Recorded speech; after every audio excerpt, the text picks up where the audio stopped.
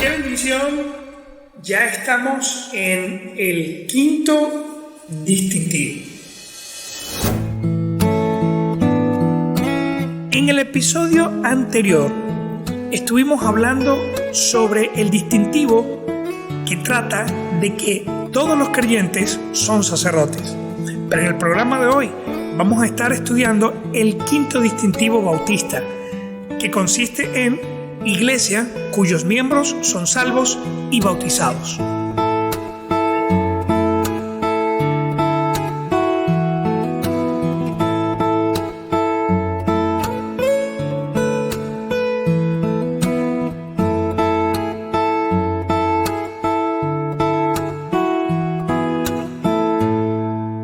Iniciando el estudio en cuanto al quinto distintivo correspondiente a los miembros de la iglesia que son creyentes, existe ciertas posiciones, Jonathan, o ciertas creencias que la gente tiene en cuanto al hacerse miembro de una iglesia. Me gustaría que comenzáramos hablando en cuanto a esto. Ok, cuando hablamos de la membresía de la iglesia, a veces las personas tienen ciertas ideas. Hay algunos que dicen, yo nací en el Evangelio. Entonces, sí, como que yo nací en el Evangelio, entonces obviamente soy miembro de una iglesia. Pero cuando una persona dice que nació en el Evangelio, básicamente está dando a entender que nació de padres cristianos y que de alguna manera heredó la salvación. Entonces hay que tener cuidado con esa frase, nací en el Evangelio, porque si tú estás diciendo que, bueno, desde niño estoy yendo a la iglesia, eso es una cosa, pero es peligroso cuando piensas que nací en el Evangelio, significa que como mis padres son cristianos, entonces nací siendo cristiano, nací siendo salvo. Hay otras personas que dicen, yo soy miembro de la iglesia porque me bautizaron de bebé. Esto normalmente ocurre con personas que son parte de la Iglesia Católica, que es el grupo religioso donde bautizan a los infantes. Eso ocurre normalmente con las iglesias católicas, pero entendemos que no te pueden bautizar sin haber tomado una decisión de salvación, que lo vimos en episodios pasados. Otro pensamiento que tienen las personas es que soy miembro de una iglesia porque me bauticé en el Espíritu.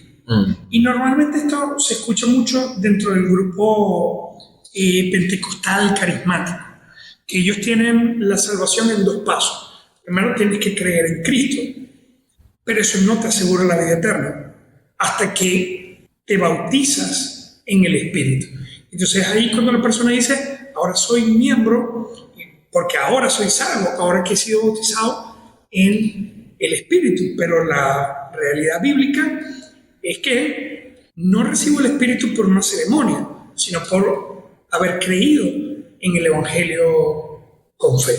Otro es que hay personas que dicen, bueno, yo soy miembro de una iglesia o no necesito ser miembro de una iglesia porque soy una muy buena persona, entonces no necesito ir a la iglesia porque voy a ir al cielo por lo buen vecino, por lo amable, por lo gentil, por lo moral que soy.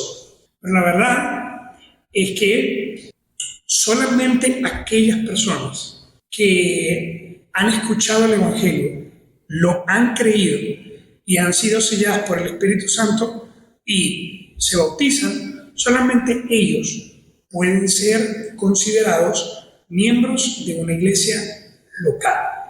Eso que acabas de aclarar es algo bastante importante en el sentido de que comúnmente es lo que encontramos en la calle. Uno sale a evangelizar o comparte a veces con familias y la gente te dice, no, es que yo conozco desde pequeño la palabra, yo asisto, porque he escuchado de personas que asisten a la iglesia y por el simplemente hecho de asistir piensan que son miembros de la congregación. En nuestro caso, en la familia, sucedió un caso muy particular. nosotros nos hacemos creyentes desde muy jóvenes. En mi caso, empecé a asistir a la iglesia y me hice creyente cuando tenía 14 años.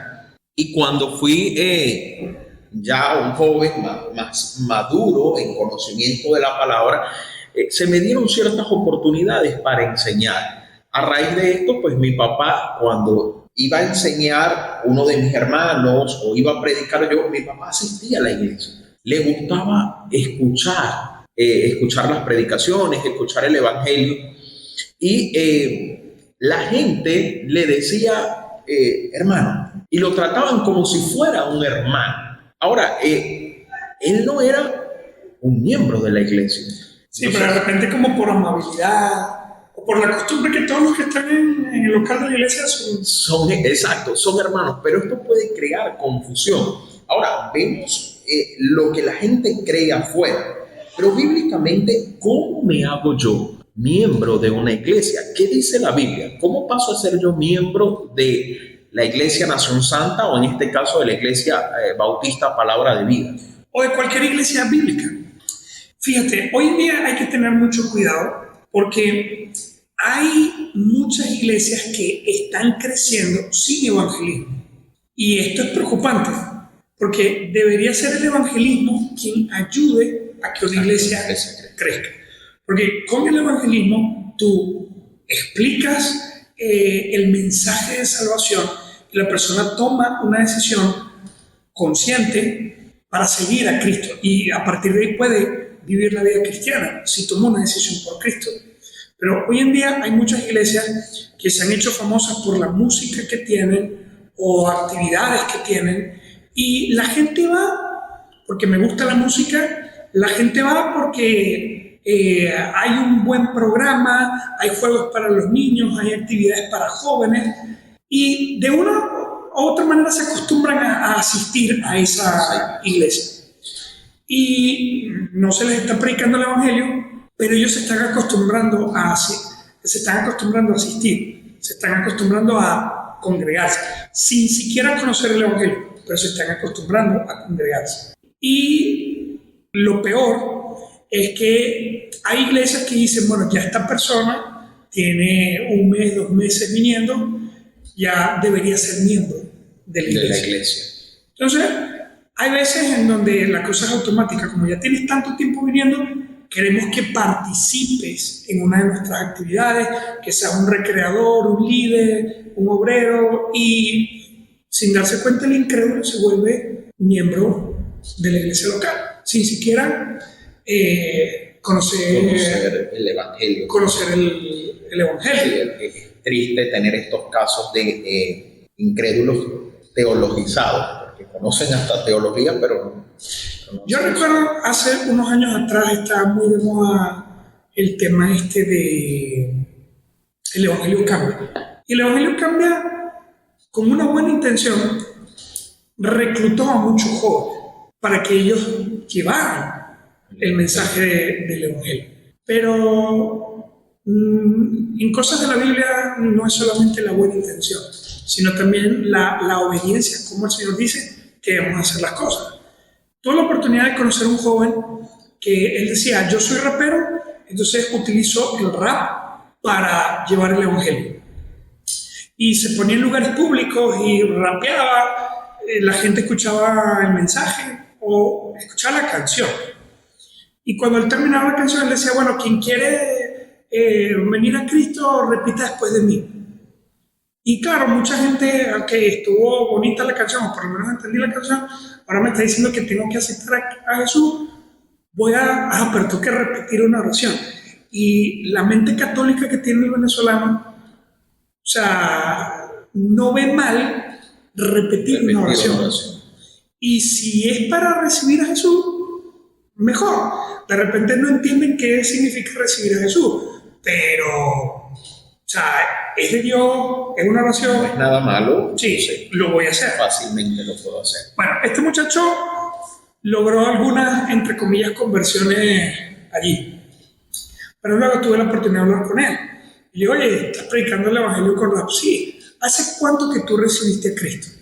¿Cómo así? O sea, ¿cuándo tomaste la salvación? ¿Cómo así? Pero tú eres salvo. ¿Qué es eso? Wow. Entonces, este muchacho, entre comillas, estaba sirviendo al Evangelio sin conocer, Sin tener el Evangelio. sin tener ni conocer ni creer el Evangelio. Entonces, pareciera un tema muy obvio, pareciera un tema muy simple. Los miembros de la iglesia deben ser salvos y bautizados, pero por la corriente de apostasía que estamos viviendo, lamentablemente hay mucha gente que es parte de una iglesia porque levantó la mano, porque repitió una oración, porque hizo un curso de liderazgo o hizo un curso de discipulado y no es lo que enseña la Biblia. Entonces, ¿quién puede ser miembro de una iglesia de Cristo? Solamente las personas que son salvas y han decidido dar testimonio público de Cristo Jesús, bautizados. Ahora, si nos vamos tocando el tema de ser salvo, en el Evangelio de Juan, capítulo 3, dice: había un hombre de los fariseos que se llamaba Nicodemo, un principal entre los judíos. Entonces, hay dos referencias acá que nos dejan ver la tremenda posición que tenía Nicodemo. Primeramente, era un fariseo. En ese tiempo, un doctor de la ley. Una persona que había dedicado muchos años a estudiar profundamente la palabra de Dios. Y no era cualquier fariseo, sino que dice que era un principal entre los judíos, dando a entender que posiblemente este hombre era miembro del Sanedrín en el templo de Jerusalén. Sí. Es decir, uno de las autoridades espirituales y religiosas de Israel en ese tiempo. Versículo 2. Este vino Jesús de noche y le dijo: Rabí, sabemos que tú has venido de Dios como maestro, porque nadie puede hacer estas señales que tú haces si no está Dios con él. Entonces, Nicodemo no vino con el tema de salvación. Nicodemo vino con el tema de: yo quiero conocer, que tú me des una explicación de quién eres tú, porque vemos que haces milagros y ese es el poder de Dios. Entonces, para utilizar el poder de Dios tienes que estar con Dios. Entonces, Nicodemo venía por ahí, pero viene Jesús y le corta el tema. Y Jesús se dedica al verdadero tema de importancia. Él le dice, versículo 3, respondió Jesús y le dijo: de cierto te digo, que el que no naciere de nuevo no puede ver el reino de Dios. Entonces, hoy en día estamos claros que Jesús está hablando de nacer de nuevo espiritualmente, ser salvo, ¿verdad? Ser una nueva criatura. Una nueva criatura. El Señor se lo deja muy claro: de cierto te digo, el que no naciere de nuevo no puede ver el reino de Dios. Dando a entender de la manera más clara y directa: alguien que no es salvo no va a ser parte, no va a poder entrar, no va a poder ver el reino de Dios. Versículo 4, Nicodemo le dijo: ¿cómo puede un hombre nacer siendo viejo? ¿Puede acaso entrar por segunda vez en el vientre de su madre y nacer? O sea, la respuesta de Nicodemo deja ver completamente que él no entiende de lo que Jesús está de lo hablando. que el Señor estaba hablando. O sea, en la mente de Nicodemo, él dijo: yo que soy un hombre de 50, 60, estoy asumiendo la edad. Sí, no sabemos qué edad tenía, pero estoy asumiendo la edad. Sí, yo imagino que para la posición de él ya debería tener más de 50 años. Pero asumiendo la edad de Nicodemo, él dice: o sea, teniendo 50 años yo me tengo que volver a meter en el vientre de mi mamá y volver a salir. Entonces, claro, uno que ya conoce la doctrina nos dice: es una burrada. O sea, decir eso es un comentario demasiado absurdo, pero es lo que entiende Nicodemo. El Señor le explica, dice, respondiendo Jesús: de cierto te digo, que el que no naciere de agua y del Espíritu no puede entrar en el reino de Dios. Lo que es nacido de la carne, carne es, y lo que es nacido del Espíritu, Espíritu es. no te maravilles que te dije, es necesario nacer de nuevo. El viento sopla de donde quiere y oye su sonido, mas ni sabe de dónde viene ni a dónde va. Así es todo aquel que es nacido del Espíritu. Respondió Nicodemo y le dijo, ¿cómo puede hacerse esto? O sea, el Señor le aclara, no es una cosa física, es una cosa espiritual. No se trata de nacer de carne, se trata de volver a nacer en el Espíritu. Nicodemo, entendiendo, él hace la mejor de todas las preguntas. ¿Cómo puede hacerse esto? ¿Cómo alguien puede volver a nacer de nuevo? Pero el versículo 10 respondió Jesús y le dijo, ¿eres tú maestro de Israel y no sabes esto? Entonces, estamos hablando de un hombre que dedicó toda su juventud a estudiar la palabra de Dios. Sí. Luego de estudiarla, se ha dedicado a enseñarla al punto que se ha convertido en un principal. O sea, él no es simplemente un fariseo viviendo en Israel, es un líder principal del templo de Jerusalén. Y él no tiene ni la más mínima idea de cómo se puede nacer de nuevo. Entonces, la pregunta de Cristo Jesús, estoy seguro que o el comentario de Cristo Jesús, yo estoy seguro que le movió el piso. Porque imagínate, tener tantos estudios y no poder responder un punto tan sencilla o tan esencial. Me preocupa que hayan iglesias llenas de Nicodemo. Lastimosamente. Llenos de gente que dice, tengo años sirviendo con niños, tengo años sirviendo con jóvenes, tengo años recogiendo diezmos y ofrendas, tengo años cantando en la iglesia, pero no sé cómo nacer de nuevo. Y honestamente pienso mucho en los niños que se crían en la iglesia.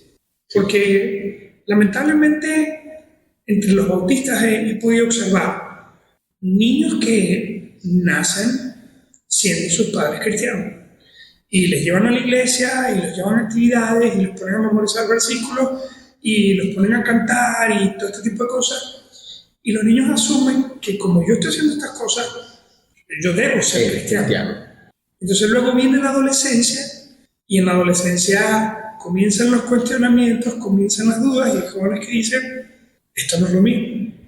Y no fue que perdieron la salvación. Que nunca la tuvieron. Nunca la tuvieron, pero en su adolescencia, cuando ya tienen una oportunidad más concreta de elegir, entonces ahí es cuando se manifiesta la incredulidad que han tenido todos estos años. Entonces no podemos dejar de subrayar la importancia de ser salvos.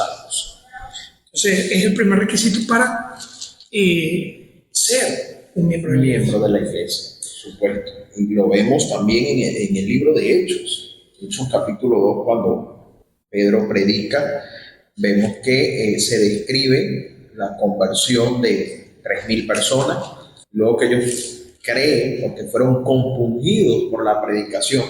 Por supuesto, Pedro lo que les habla es el evangelio. Ellos mismos se dan cuenta y dicen, hombre, ¿ahora qué haremos? Proceden a salvación, son bautizados y claramente el texto dice, se añadieron a la iglesia. Entonces, luego de que crees y te bautizas, pasas a ser miembro de la iglesia. Y que hay que estar conscientes que eso no fue algo que ocurrió una sola vez en la Biblia. Cuando uno sigue leyendo el libro de Hechos, gente se sigue bautizando. Cornelio creyó y fue bautizado. Su familia creyó y fue bautizado juntamente con él. El soldado de Hechos capítulo 16, él creyó, llevó a Pablo para que le predicara a su familia también creyó y se bautizaron. Cuando vemos la gran comisión en Mateo capítulo 28, por tanto, ir a ser discípulos a todas las naciones, bautizándolas. Entonces no es una cosa que ocurrió solamente un día en el libro de Hechos. Jesús mandó a sus discípulos, bauticen a los creyentes. Sí. Y en el libro de Hechos vemos cómo cumplieron esa orden. Entonces no podemos cambiar la orden, no podemos aceptar como creyente a una persona pero no vamos a aceptar como miembro de la iglesia a alguien que no es salvo y no ha sido bautizado. Ahora bien, hay gente que es salva, pero no ha querido bautizarse. No sé si en tu iglesia ocurre así, pero en la iglesia hay creyentes que sí es verdad, recibieron a Cristo y podemos dar testimonio de que el Espíritu ha obrado en ellos, pero ellos no han querido bautizarse. Sí, nos ha pasado ese tipo de casos de hermanos que no consideran prudente aún bautizarse. Entonces, se entiende, no les podemos obligar a bautizarse, pero eres invitado hasta que te bautizas. No que tengo 2 años viniendo y recibí a Cristo. Recibiste a Cristo, pero no eres bautizado. Entonces, si no te has bautizado, no podemos darte derechos ni tampoco deberes hasta que un creyente reciba a Cristo y se bautiza.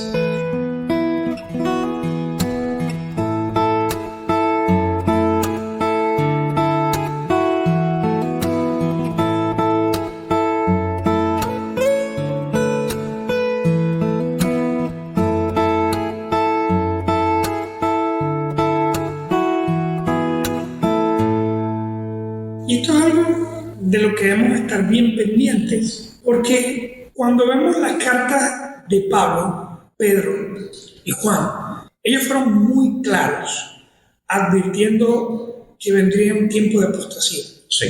Que vendría un tiempo en donde impíos iban a ser capaces de fingir piedad, tener apariencia de piedad, pero negar la eficacia de ella. Dice el apóstol Pablo en 2 de Timoteo. Pedro hizo la misma advertencia, Juan hizo la misma advertencia. Juan es hasta más intenso porque él dice, son anticristos, salieron de nosotros, pero no eran de nosotros. Si hubiesen sido nosotros, permanecen. Pero que no hayan permanecido es una prueba de que no eran de nosotros. Y estos son anticristos que niegan a Cristo Jesús. Entonces, quiero tomar un pequeño tiempo para recordar esta advertencia condensada en la carta de Judas, en el versículo 13, cuando dice, amados, por la gran solicitud que tenía de escribiros acerca de nuestra común salvación, me ha sido necesario escribiros exhortándoos que contendáis ardientemente por la fe, la que ha sido una vez dada a los santos, porque algunos hombres han entrado encubiertamente, los que desde antes habían sido destinados para esta condenación, hombres impíos que convierten en libertinaje la gracia de nuestro Dios y niegan a Dios, el único soberano, y a nuestro Señor Jesucristo. Entonces es tremendo. Judas lo advirtió. Hay hombres que son impíos, pero tienen la capacidad de entrar encubiertamente en la iglesia. Y personas así son peligrosas. ¿Por qué? Porque estos que entran encubiertamente, es decir, fingiendo ser cristianos, luego son los que producen libertinaje en la iglesia. Y es un libertinaje que termina produciendo que se niegue el señorío de Cristo Jesús. Sí, es que, bueno, no es nada nuevo, ¿verdad? Porque vemos que el Señor Jesucristo, pues, tuvo a Judas. Y el Señor, pues, durante todo su ministerio, tuvo a los discípulos, a los apóstoles, y estaba dentro de ellos Judas, y los apóstoles no se dieron en ningún momento cuenta de quién era Judas como tal. Entonces es fácil como ser humano, sabemos que el Señor no fue engañado, pero a nosotros como seres humanos nos pueden engañar, y es algo que se advierte. Fíjate que he estado leyendo acerca y es muy importante que la audiencia sepa y esté claro que la única manera de hacerse miembro de una iglesia es a través de creer en Cristo y ser bautizado. Porque en otros lugares se ha estado practicando, por falta de desconocimiento, que se hace miembro a una persona por la asistencia. No es lo bíblico. Y he leído información acerca de pastores que luego se han enfrentado a demanda porque al tiempo se aparece esa persona y le dice, bueno, ya yo soy miembro de esta iglesia, me tienes que casar. Pero cuando le presenta a la pareja, es una pareja de sexo igualitario. Entonces él está demandando porque dice, me hice miembro por asistir y no es por asistir. Claramente vemos en las escrituras que se hace miembro la persona que acepta al Señor Jesucristo, que se compunge por sus pecados, se arrepiente y se bautiza. Ahora, en el caso de Judas, era difícil. Primero porque el Señor nunca lo denunció públicamente hasta el momento de la cena. Pero lo otro es que en ese tiempo los apóstoles no tenían el Espíritu Santo. Exacto. Sin embargo, ahora, desde que el Espíritu Santo vino en Pentecostés, todo el que es creyente tiene el Espíritu Santo. Y creo que tener el Espíritu Santo nos puede ayudar a distinguir si alguien es salvo o no. Que, ojo, no hay forma ni manera de convertirse en un detector de gente salva. No, es algo que le compete al Señor y el Señor sabe, pero sí hay indicios. Sí hay indicios. El Señor dijo, por sus frutos los conoceréis. No puede el árbol bueno dar frutos malos, ni el árbol malo dar frutos buenos. Entonces, tener el Espíritu sí debe producir una diferencia. Entonces, quisiera compartir algunos síntomas que bíblicamente hablando nos pueden ayudar a ver la salvación de una persona. Ojo, no les estoy dando herramientas para juzgar quién es salvo y quién no. Para que jueguen a ser detectives, no es nuestro trabajo. Sí, no estoy ayudando a la gente a convertirse en detectores de salvos. Mira, me he dado cuenta que tú eres salvo y tú eres no. Tú sí, tú no. No, más bien la idea es poder tener la madurez de, si hay alguien que se identifica como hermano, pero no tiene el fruto del Espíritu Santo, poder ayudar, primero, a que se dé cuenta. Exacto. Y segundo, a alcanzarlo para Cristo Jesús. Entonces, el primer síntoma sería de que el Espíritu da testimonio de que somos salvos. En Romanos capítulo 8, versículo 16 dice, el Espíritu mismo da testimonio a nuestro espíritu de que somos hijos de Dios. Yo he tenido momentos de lucha, momentos de debilidad, en donde de repente en mi interior, mi carne me ha dicho, tú no sirves para ser cristiano. Ha habido personas que me han dicho, mira, tú no sirves para ser cristiano. Recuerdo que en mi primer campamento cristiano, yo no era cristiano, yo era incrédulo. Pero como tenía 2 meses yendo a la iglesia, me invitaron al campamento. Y yo llegué como incrédulo. Y el campamento empezó el lunes y yo el martes pensé que había recibido a Cristo. Porque alguien me preguntó, ¿quieres ser salvo? Yo dije, sí. ¿Te gustaría ser salvo en este momento? Sí. Ah, bueno, repite después de mí. Yo repetí. Sí, entonces, son errores que cometemos a veces. Sí. El tema está en que el miércoles mis 2 primos, o sea, un primo y mi hermana menor estaban conmigo en el campamento. Yo les dije que había recibido a Cristo y ellos, los 3, separados, me dijeron lo mismo. No creo que tú sirvas para ser cristiano. Y eso me desanimó. Y el día jueves yo decía, es cierto, yo no sirvo para ser un creyente. Para ser un creyente. Pero el problema era que yo no era creyente y pensaba que lo era. Hasta que el día jueves Dios usó a un predicador y expuso de una manera tan clara el plan de salvación que pude ser salvo. Y a partir de ese momento, el Espíritu me ha dado testimonio en mi interior de que yo no, por cuenta propia, yo no sirvo para ser cristiano. pero por la gracia del Espíritu Santo que vive y obra en mí, puedo serlo.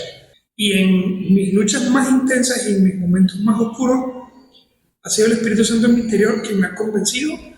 Puedo levantarme, puedo seguir adelante, porque el Espíritu Santo vive en mí, da testimonio. Él es el que da testimonio.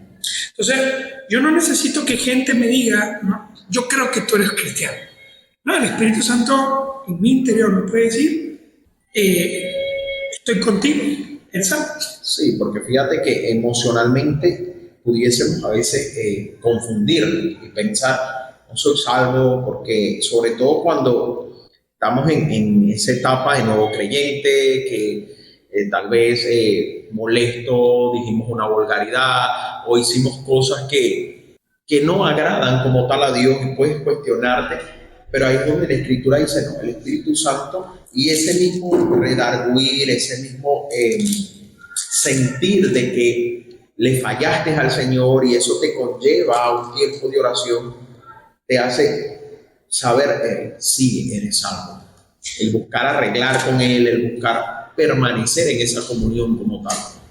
Sí, es una cosa impresionante porque es una seguridad en tu interior. Exacto.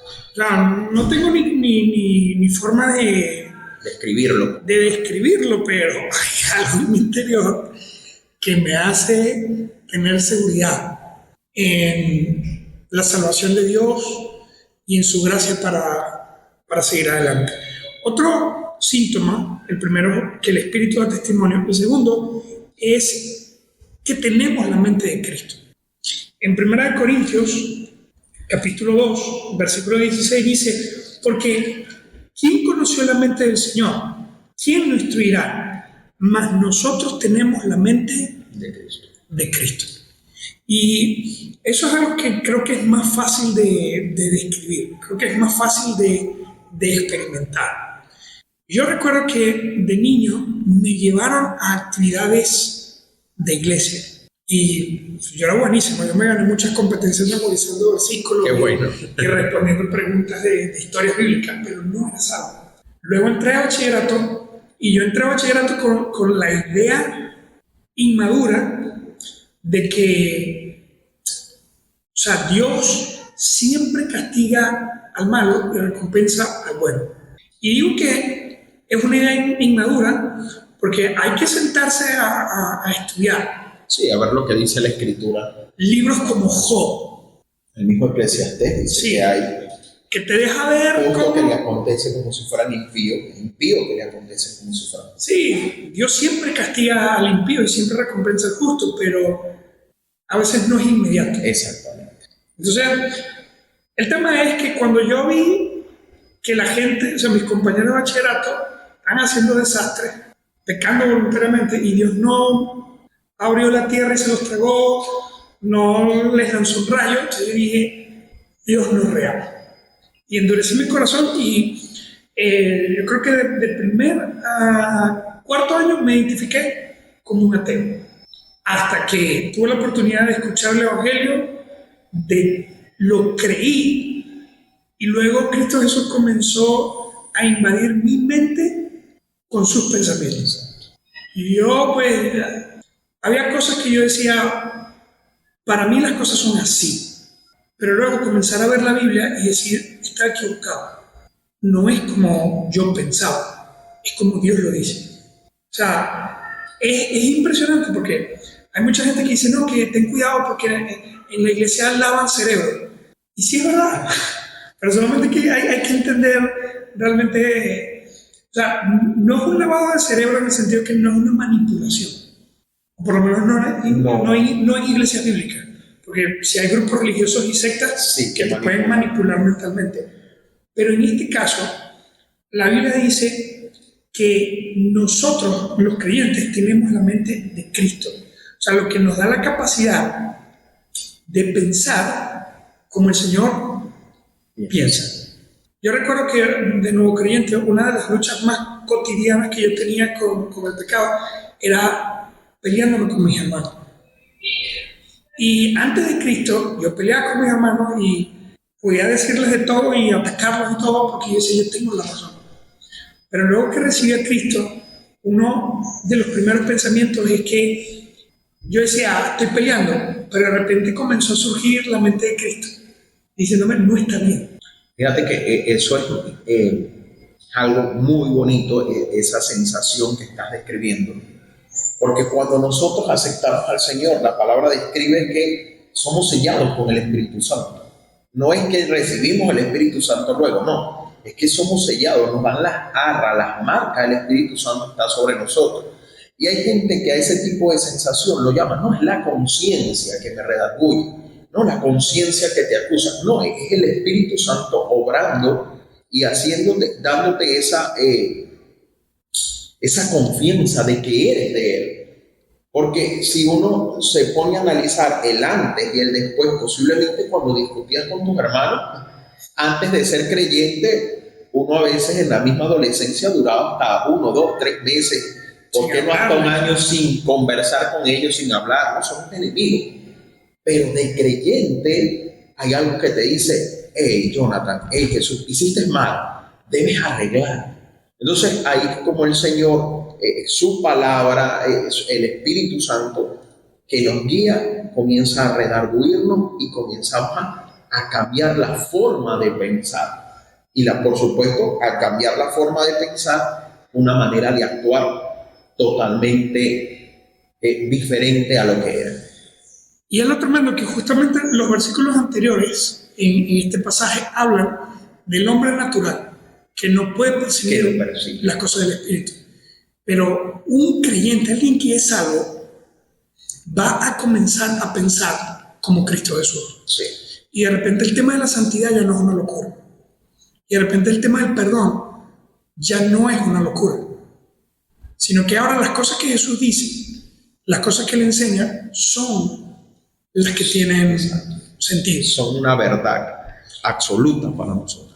Otro síntoma, y creo que es un síntoma importante, es que una persona que es salva va a tener una lucha real contra la carne. Me da risa porque hay gente que quiere hacer dieta, pero no hace un esfuerzo real por su dieta.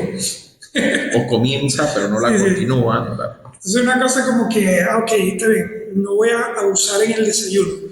Va a ser un pancito sin mantequilla con un juguito. Pero entonces luego en el almuerzo, no, 2 hamburguesas. Entonces, quieres hacer dieta, pero realmente no estás poniendo de tu parte. Y posiblemente me estoy explicando a mí mismo con esto que acabo de decir, pero bueno, en Gálatas capítulo 5, versículo 24 dice, pero los que son de Cristo han crucificado la carne con sus pasiones y deseos. Entonces, una persona que es salva y tiene el Espíritu va a comenzar a luchar contra sus deseos carnales, contra sus deseos pecaminosos. Sí, yo recuerdo ese texto y el libro de Gálatas me ayudó mucho en mis inicios porque yo tenía problemas con que decía las cosas o me molestaba muy rápido. Y cuando llego a Cristo, bueno, me doy cuenta de que este patrón de conducta no estaba bien, que me molestara, que tal vez hiriera a las personas con las palabras. Y la persona que me discipuló me mandó como tarea memorizarme Gálatas 2:20.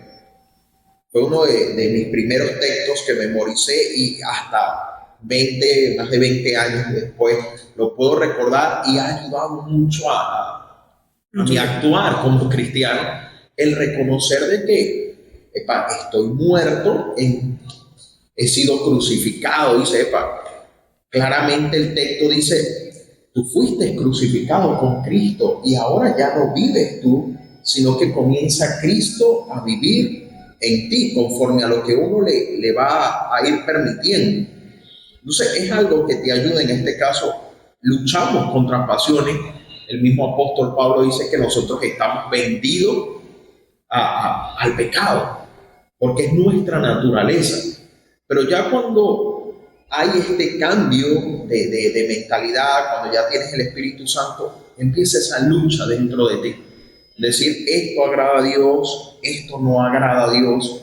Entonces ahí es donde comienza a haber esa separación y esos cambios que nos conllevan a cada día buscar una vida de santidad. Para mí es muy emocionante ver a un nuevo creyente dándose cuenta que tiene que luchar con un pecado en particular. Porque es interesante cómo de repente, por una predicación, y cuando uno predica, yo creo que un predicador sano, pues su meta no es tirarle una puya a alguien, sino dar el mensaje de Dios. Pero es impresionante cuando una persona escuchó una predicación y dijo, eso habló a mi vida tocante a este tema. Que de repente no es un tema que estaba explícito en la predicación, pero la persona dice, eso me habló a mí, estoy luchando contra este pecado, tengo que limpiarme esto, tengo que dejar esto. Y es tremendo porque los creyentes pueden estar conscientes de pecado sin que nadie les señale. Exacto. Entonces es tremendo porque cuando tú puedes ver a un creyente que dice, tengo que luchar con esto, tengo que cambiar esto, tengo que dejar esto, y de repente no eres tú señalando, no eres tú exhortando o algo, sino que su espíritu le dejó ver, esto tienes que dejarlo, esto tienes que cambiarlo, esto tienes que limpiarlo. Entonces los que son de Cristo han crucificado, han logrado luchar y vencer. Que entendemos que la victoria no se alcanza tan rápido, pero un creyente que lucha constantemente eventualmente va a alcanzar victoria sobre cualquier pecado. Otro síntoma es que aceptan el señorío de Cristo Jesús. Y aquí tomo un solo versículo, pero hay demasiado Sí, en la Biblia. por supuesto. En Romanos capítulo 1, versículo 1 dice, Pablo, siervo de Jesucristo, llamado a ser apóstol, apartado para el Evangelio de Dios. Y me interesa esta frase nada más. ¿Cómo se presenta Pablo? Dice, Pablo, siervo de Jesucristo. Y en nuestra versión en castellano, nuestra traducción en castellano, tenemos la palabra siervo, que se escucha bonito. Pero uno piensa como en un mayordomo, un mesonero, algo así.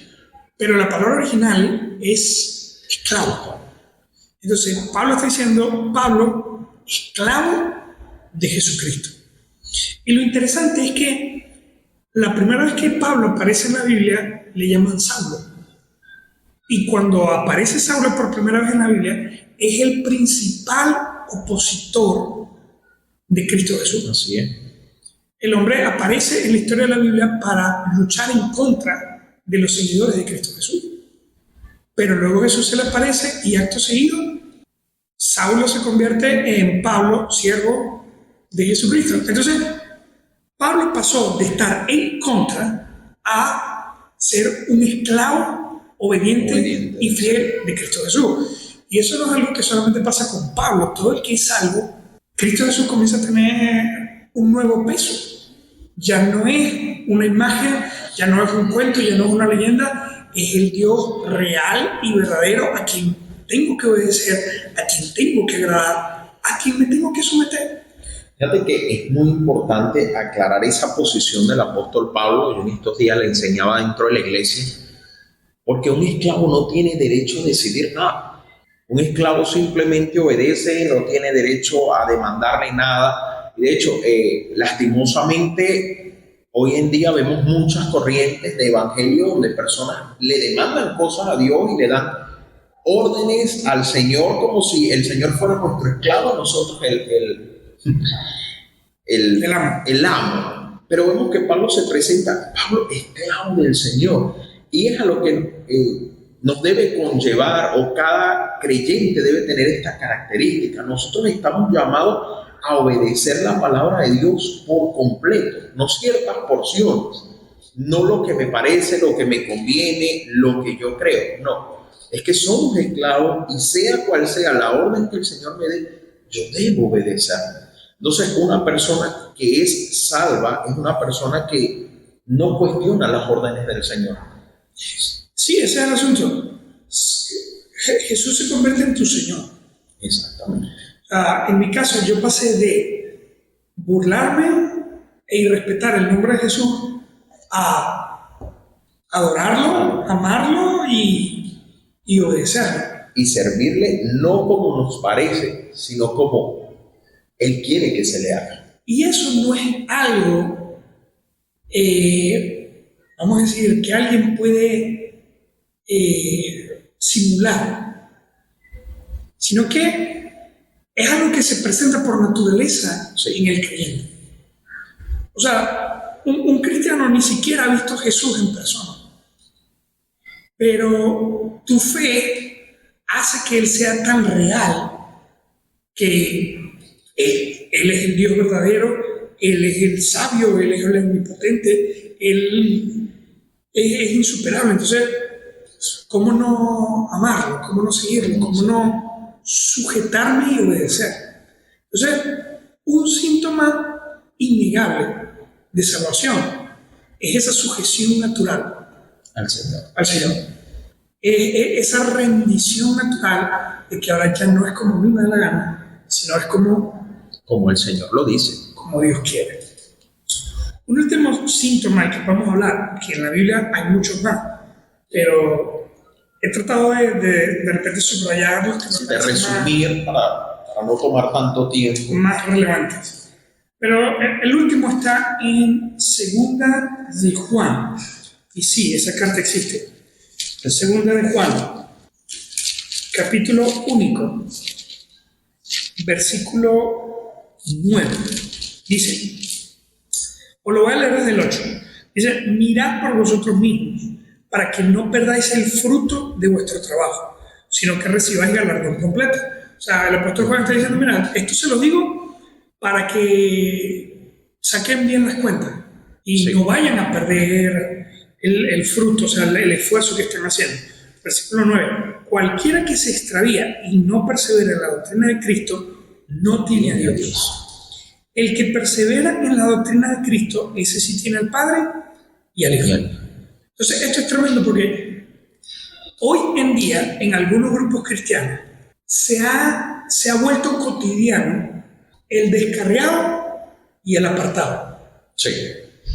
Una cosa que no, él vino una campaña, estuvo, y 2 meses después se apartó del mundo. Está descarriado.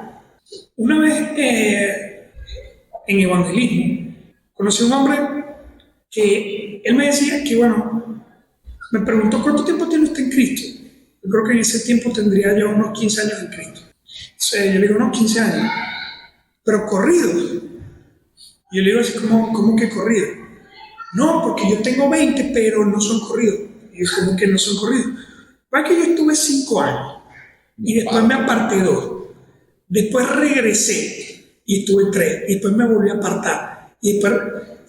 Y decía, no entiendo eso.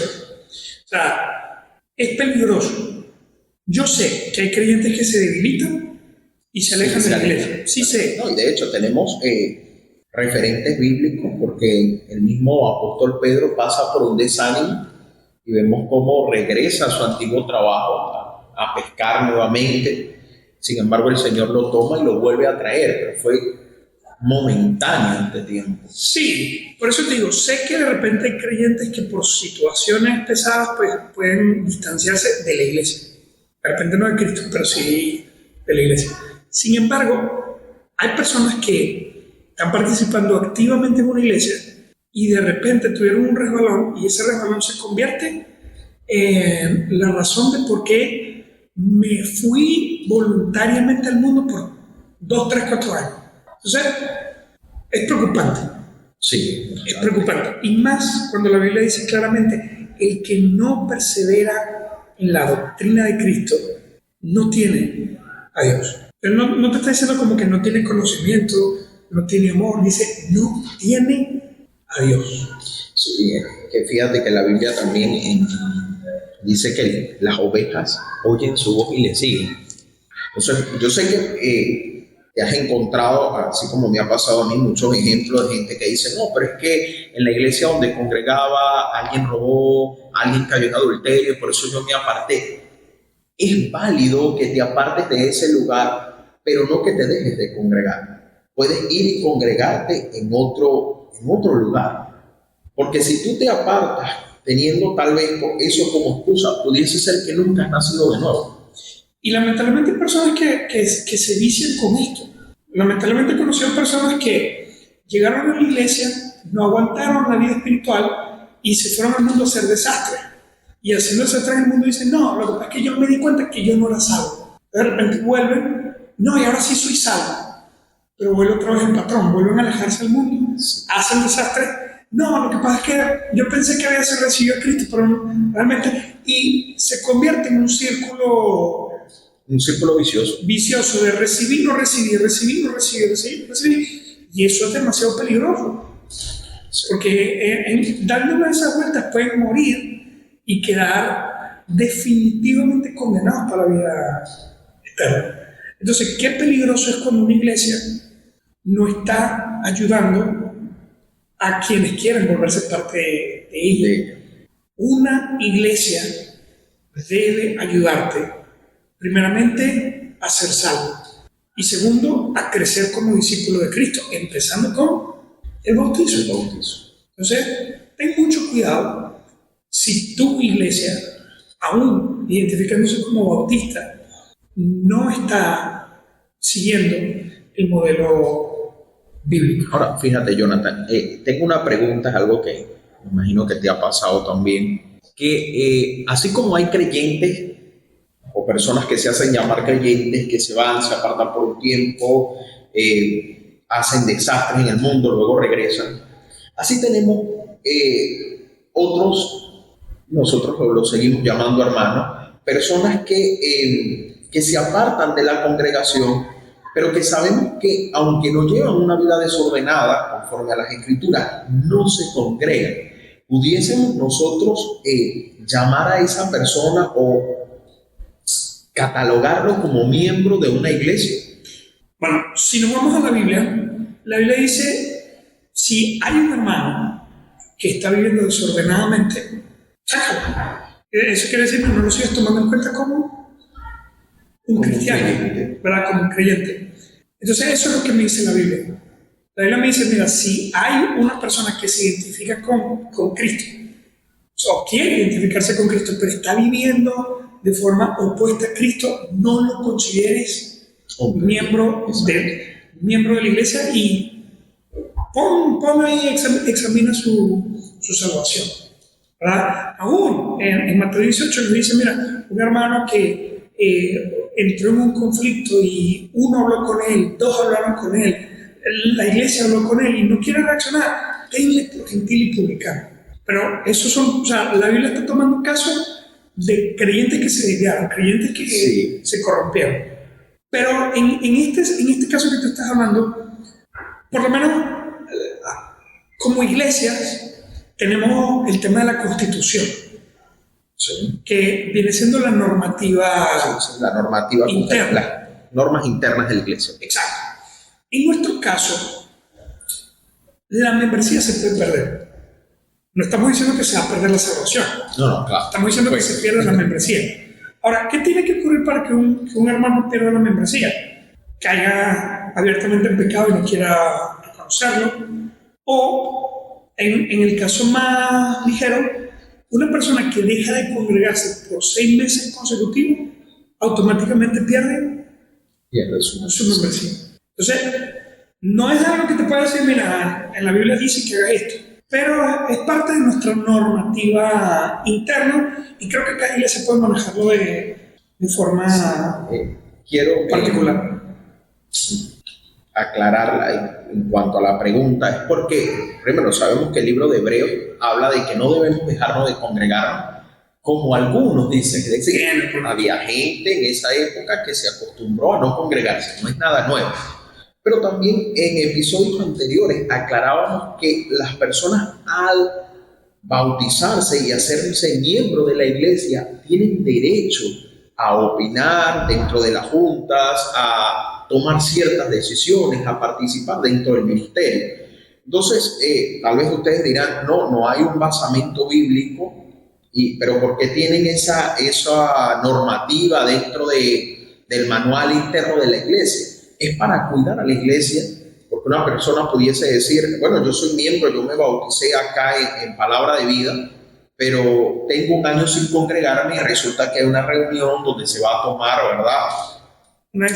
Una decisión, y esa persona quiere venir y quiere llegar a opinar. ¿Cómo opina una persona que desconoce todo el proceso interno por el cual la iglesia está viviendo? Por eso creo que es importante tener esas normativas internas claras y publicadas. Ahora, el último punto que pudiéramos tocar es, ¿se pueden aceptar miembros que se bautizan en otras iglesias? Yo voy a dar 3 recomendaciones. Número 1, ten cuidado con recibir personas que vienen de otra denominación. Sí. Imaginemos por un momento a alguien que dice, bueno, yo de niño fui a la iglesia católica, pero luego no me volví a reunir y ahorita quiero venir a la iglesia bautista. ¿Lo podemos recibir? Deberíamos tener primero cuidado con su denominación. O sea, qué práctica religiosa, qué doctrina aceptó. Porque si en la iglesia aceptamos a alguien que es salvo, pero bautizado con otra doctrina, luego puede traer problemas internos dentro de la iglesia. Entonces, no digo que si quieres ser parte de la iglesia, no lo deseches, pero sí hay que examinar bien el tema de, ¿vienes con otra doctrina? ¿Vas a mantener tu doctrina o vas a respetar y ajustarte a la doctrina que tiene la iglesia?